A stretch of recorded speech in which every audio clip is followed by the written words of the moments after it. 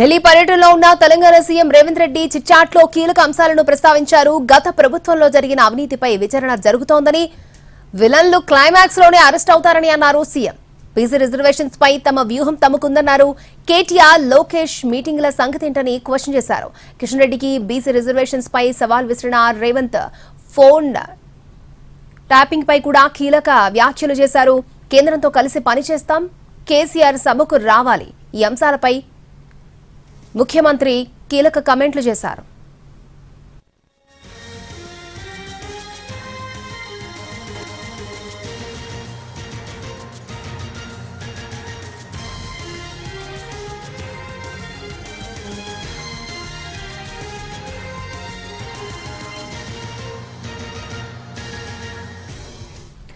ఢిల్లీ పర్యటనలో ఉన్న తెలంగాణ సీఎం రేవంత్ రెడ్డి చిట్చాట్లో కీలక అంశాలను ప్రస్తావించారు. గత ప్రభుత్వంలో జరిగిన అవినీతిపై విచారణ జరుగుతోందని, విలన్స్ క్లైమాక్స్ లోనే అరెస్ట్ అవుతారని అన్నారు సీఎం. ఇక బీసీ రిజర్వేషన్ పై తమ వ్యూహం తమకుందన్నారు. అలాగే కేటీఆర్, లోకేష్ మీటింగ్ల సంగతేంటంటూ కూడా రేవంత్ రెడ్డి క్వశ్చన్ చేశారు. పూర్తి డీటెయిల్స్ మా ప్రతినిధి రాజు మనకు అందించడానికి సిద్ధంగా ఉన్నారు. లైవ్ లో రాజు. అక్షయ, ఢిల్లీ పర్యటనను ముగించుకొని తెలంగాణ ముఖ్యమంత్రి రేవంత్ రెడ్డి బయలుదేరి వెళ్లారు ఎయిర్పోర్ట్ కు. ప్రస్తుతం అయితే వెళ్లడానికి ముందు సుదీర్ఘంగా తెలంగాణతో పాటు ఈ కేంద్ర రాజకీయాలకు సంబంధించి ముఖ్యమంత్రి మీడియాతో చిట్ చాట్ నిర్వహించారు. ఈ సందర్భంగా పలు కీలక అంశాలపై తన వాదనలు కావచ్చు, తను ఏదైతే తన అభిప్రాయాలను కూడా షేర్ చేసుకున్నారో అందులో కీలకంగా చూస్తే తెలంగాణలో అంటే ఏ విధంగానైతే గత ప్రభుత్వం చేసినటువంటి అవినీతి పైన, ముఖ్యంగా కాళేశ్వరం ప్రాజెక్టు కావచ్చు, ఆ తర్వాత హెచ్ఎండిఏ ప్రాజెక్టు, మరోవైపు ఈ ఫార్ములా కేసు వంటి అంశాలు, చాలా అంశాలపైన ఇప్పటికే విచారణ జరుగుతుంది. సో ఖచ్చితంగా ఎవరైతే ఆ పాత ప్రభుత్వంలో కీలకంగా వ్యవహరించినటువంటి నేతలు కేసీఆర్, కేటీఆర్ లాంటి వాళ్ళు క్లైమాక్స్లోనే అరెస్ట్ అవుతారు. ఎందుకంటే ప్రస్తుతం ఆ పోలీసు వ్యవస్థ కావచ్చు, దాంతోపాటు ఆ దర్యాప్తు సంస్థలు చేస్తున్నటువంటి విధానం ద్వారా మాత్రమే ఈ విచారణ జరుగుతుంది. ఎక్కడా కూడా దీంట్లో పొలిటికల్ ఇన్ఫ్లుయెన్స్మెంట్ అనేది లేదు అన్న విషయాన్ని స్పష్టం చేశారు. అంతేకాదు ఇప్పటి వరకు ఏ విధంగానైతే విచారణ జరుగుతుందో వాటన్నిటికి సంబంధించి కూడా ఎప్పటికప్పుడు పూర్తి స్థాయిలో ఒక నివేదిక అనేది కూడా తయారు చేస్తున్నామని చెప్పారు. ఇక ప్రత్యేకంగా చెప్పాలంటే ఫోన్ ట్యాపింగ్ విషయానికి సంబంధించి అది హైకోర్టు పర్యవేక్షణలో జరుగుతుంది. ఫోన్ ట్యాపింగ్ సంబంధించినటువంటి నివేదికను ఎప్పటికప్పుడు అటు హైకోర్టుకు నివేదిస్తూనే ఉన్నామనే విషయాన్ని కూడా స్పష్టం చేశారు. ఇక మరోపక్క తను ఢిల్లీకి వెళ్తున్నానంటూ ప్రతిసారి 48వ పర్యటన లేదంటే మరో పర్యటన అంటూ కామెంట్ చేస్తూ ఉన్నారు. కానీ ఇప్పటి వరకు 33-34 సార్లు మాత్రమే ఢిల్లీకి వచ్చాను. అంతేకాదు ఢిల్లీ అనేది కేంద్ర ప్రభుత్వానికి ఏదైతే అధికారికంగా ఒక స్థలం, సో ఖచ్చితంగా ఢిల్లీకి వెళ్తేనే కేంద్రం చేయాల్సినటువంటి, రాష్ట్రానికి ఇవ్వాల్సినటువంటి ఆర్థిక సహకారం కావచ్చు, కేంద్ర ప్రభుత్వ పథకాలు కావచ్చు, ప్రాజెక్టులు కావచ్చు, సో వీటన్నిటికి సంబంధించి వాళ్ళతో మాట్లాడితేనే రాష్ట్రానికి వస్తాయి. అందుకోసమే వాటన్నిటినీ రాష్ట్రానికి తీసుకొచ్చే క్రమంలోనే ఢిల్లీ పర్యటనలు చేస్తున్నాను. మళ్ళీ కూడా చేస్తూనే ఉంటాను. నెలకు 2 సార్లు అయినా సరే ఢిల్లీకి వచ్చి ఖచ్చితంగా రాష్ట్రానికి కావాల్సినటువంటి పనులు చేసేందుకు ప్రయత్నం చేస్తానని చెప్పారు. ఇక మరోపక్క నిన్న ఏదైతే ఇద్దరు ముఖ్యమంత్రుల సమావేశానికి సంబంధించి కూడా ఒకవైపు ప్రతిపక్షాలు ఆ సమావేశానికి వెళ్ళొద్దని మాట్లాడుతున్నాయి. కానీ వెళ్ళకపోతే సరెండర్ అయినట్లు అవుతుంది. సో ఖచ్చితంగా ఆ కేంద్రం పిలిచినప్పుడు సమావేశాలకు వెళ్ళాలి. ఆ సమావేశంలో రాష్ట్రానికి సంబంధించినటువంటి వాదనలను ఖచ్చితంగా వినిపించాల్సినటువంటి అవసరం ఉంది. అందుకోసమే ఆ సమావేశానికి వెళ్ళడమే కాకుండా రాష్ట్రంలో ఉన్నటువంటి జల వివాదాలకు సంబంధించినటువంటి అంశంపైన కూడా ఒక రోడ్ మ్యాప్ను తయారు చేశాము. అందులో భాగంగానే కమిటీ వేశారు. మరోపక్క కృష్ణ కావచ్చు, గోదావరి జలాల ఇరు రాష్ట్రాల ఉపయోగం పైన టెలిమెట్రిక్ పరికరాల ఉపయోగంతో పాటు శ్రీశైలం ప్రాజెక్టుకు సంబంధించి ఏదైతే శ్రీశైలం డ్యాం వద్ద మరమ్మతులకు సంబంధించినటువంటి అంశం పైన కూడా ఒక కొలిక్కి వచ్చిందనే విషయాన్ని స్పష్టం చేశారు.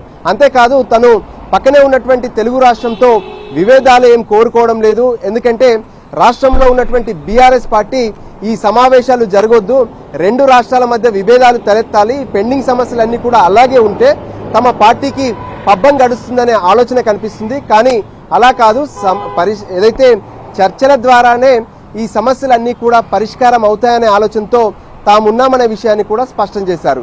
ఇక మరోపక్క ఈ కేటీఆర్ ప్రతిసారి చర్చకు రావాలి ముఖ్యమంత్రి అంటూ సవాళ్లు విసురుతున్నారు. కానీ నేను ప్రధాన ప్రతిపక్ష నేతగా ఉన్నటువంటి కేసీఆర్తో చర్చకు సిద్ధం. అంతేకాదు గతంలో కేటీఆర్ తనను డ్రగ్స్ కేసు విషయంలో ఏదైతే టెస్టులకు సిద్ధమా అంటూ తనకు సవాళ్లు విసిరాడు. ఆ సమయంలో అసెంబ్లీ ముందున్నటువంటి గన్ పార్క్ వద్దకు తాను వెళ్ళినప్పటికీ కేటీఆర్ రాలేదు. పైగా కోర్టుకు వెళ్ళి ఆ డ్రగ్స్ కేసులో స్టే కూడా తెచ్చుకున్నారనే విషయాన్ని ముఖ్యమంత్రి రేవంత్ రెడ్డి స్పష్టం చేశారు. ఇక మరోపక్క తెలంగాణకు సంబంధించినటువంటి పలు కీలక అంశాలపైన కూడా ముఖ్యమంత్రి రేవంత్ రెడ్డి స్పందించారు. ప్రధానంగా ఇప్పుడు ఈ బీసీ రిజర్వేషన్లకు సంబంధించినటువంటి ఆర్డినెన్స్ ఇచ్చారు. మరి ఒకవైపు రాష్ట్రపతి వద్ద అసెంబ్లీ చేసినటువంటి బిల్లు పెండింగ్ లో ఉన్నప్పుడు ఈ ఆర్డినెన్స్ ఎంతవరకు సరైంది అని ప్రశ్నించినప్పుడు ఖచ్చితంగా అంటే బీసీ రిజర్వేషన్లను రాష్ట్రంలో అమలు చేయాలంటే ఏదైతే 50% వరకు మాత్రమే బీసీలకు రిజర్వేషన్లు లేదంటే రిజర్వేషన్లు మొత్తం కూడా ఇవ్వాల్సినటువంటి పరిస్థితి ఉంటుంది. దాన్ని అధిగమించాలనుకున్నప్పుడు అది ఆర్డినెన్స్ రూపంలో రాష్ట్ర ప్రభుత్వం తీసుకొస్తుంది. ఆర్డినెన్స్ కు ఏదైతే బిల్లుకు ఎక్కడ కూడా సంబంధం లేదు. మరోపక్క అంటే ఏదైతే ఈ బిల్లుకు సంబంధించి ఇప్పటికే అందరూ ఒప్పుకున్నారు. ఎవరైనా కోర్టుకు వెళ్తారా అన్నప్పుడు కూడా ఎవరు కోర్టుకు వెళ్లరు. సో ఖచ్చితంగా దీనికి అందరూ సహకరిస్తారు. గవర్నర్ కూడా ఈ ఆర్డినెన్స్ ను ఆమోదిస్తారనే విషయాన్ని కూడా స్పష్టం చేశారు.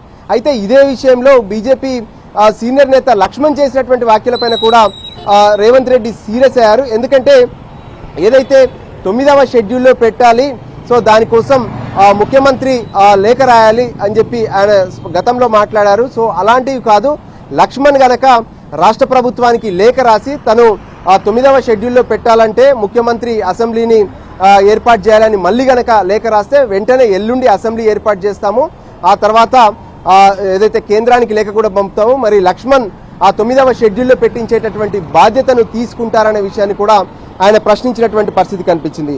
అంతేకాదు ఖచ్చితంగా ఆ కేంద్రంతో కలిసి పనిచేయాల్సినటువంటి అవసరం ఉంది.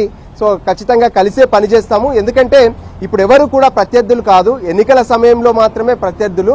రాష్ట్రం అభివృద్ధి చెందాలంటే కేంద్రం నుంచి సహకారం అవసరం ఉంది. సో ఖచ్చితంగా ఆ సహకారాన్ని తీసుకుంటూ రాష్ట్రాన్ని ముందుకు తీసుకెళ్లాల్సినటువంటి బాధ్యత ఉంది. అందుకోసమే ఢిల్లీకి కూడా వచ్చి ఢిల్లీలో ప్రతిసారి రాష్ట్రానికి సంబంధించినటువంటి పలు అంశాలపైన కేంద్ర మంత్రులతో సంప్రదింపులు జరుపుతున్నటువంటి పరిస్థితి ఉందనే విషయాన్ని కూడా ఆయన స్పష్టం చేశారు. ఇక మరోపక్క ఈ మధ్య కాలంలో కేటీఆర్ లోకేష్లు సమావేశమయ్యారు. సో లోకేష్ ను కలిసేందుకు కేటీఆర్ వెళ్లారు, అది సీక్రెట్ గా జరిగింది. సో ఈ విషయాన్ని ఖచ్చితంగా కేటీఆర్ సమాధానం చెప్పాలి. మరి ఎందుకు చర్చలు జరిపారు ఏంటి అనే విషయాల్లో కూడా స్పందించాల్సినటువంటి అవసరం ఉందనే విషయాన్ని కూడా ఆయన ప్రశ్నించినటువంటి పరిస్థితి కనిపించింది.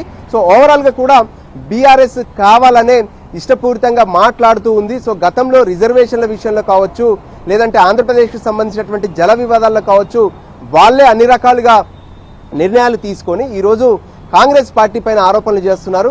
కానీ ఏదైతే రాష్ట్రానికి సంబంధించినటువంటి పలు అంశాల్లో వాళ్ళకంటే ఎక్కువగా ఎన్నో సమస్యలను కేంద్రం వద్దకు వెళ్లి పరిష్కరించినటువంటి పరిస్థితి తమదే అనే విషయాన్ని కూడా ముఖ్యమంత్రి రేవంత్ రెడ్డి స్పష్టం చేసినటువంటి పరిస్థితి కనిపించింది.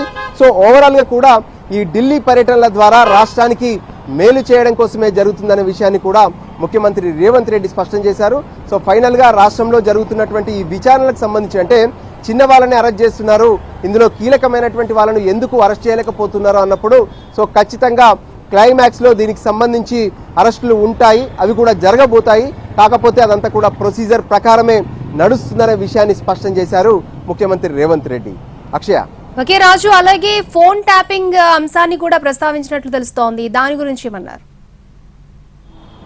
ఎస్, ఫోన్ ట్యాపింగ్ కి సంబంధించి ముఖ్యంగా చెప్పాలంటే అంటే కేంద్ర ప్రభుత్వం దర్యాప్తు చేస్తేనే దీనికి ఖచ్చితంగా చర్యలు ఉంటాయనే విషయం పైన బీజేపీ నేతలతో పాటు ఢిల్లీ పెద్దలు కూడా మాట్లాడినటువంటి పరిస్థితి కనిపించింది. సో దానికి ముఖ్యమంత్రి రేవంత్ రెడ్డి కౌంటర్ ఇస్తూ సో ఖచ్చితంగా ఈ ఫోన్ ట్యాపింగ్ సంబంధించినటువంటి విచారణ ఒకవైపు రాష్ట్రంలో ఉన్నటువంటి హైకోర్టు పర్యవేక్షణలోనే జరుగుతుంది. మరోపక్క ఎప్పటికప్పుడు విచారణకు సంబంధించినటువంటి నివేదికను హైకోర్టుకు సమర్పిస్తూనే ఉన్నాము.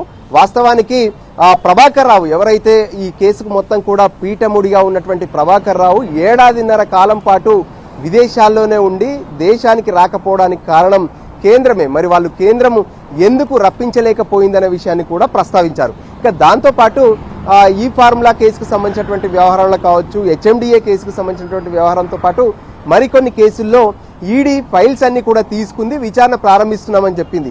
కానీ ఇప్పటి వరకు ఎందుకు మరి ఈడీ ఎటువంటి చర్యలు తీసుకోలేదని కూడా ప్రశ్నించారు.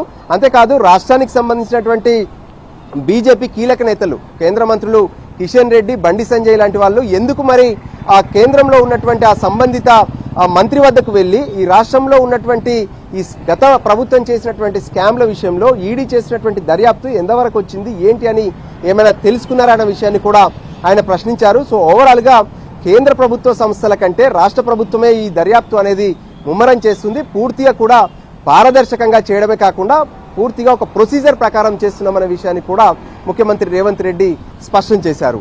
అక్షయ. ఓకే రాజు.